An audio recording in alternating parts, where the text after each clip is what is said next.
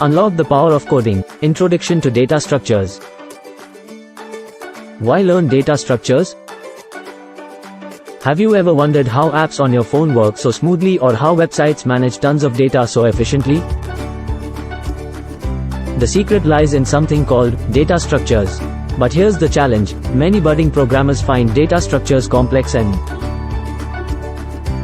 intimidating. Well, not anymore. Data structures made easy. That's where this series comes in. We're breaking down these concepts into easy to understand segments. Whether you're a total beginner or brushing up your skills, this journey will demystify data structures, making them approachable and, believe it or not, fun to learn.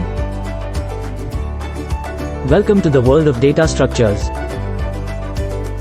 Hello, I'm Harsha, and I'll be your guide in this series titled, Unlock the Power of Coding, Introduction to Data Structures. We'll start from the basics, exploring different types of data structures, and understand how to use them effectively in our programming endeavors. Join the learning adventure.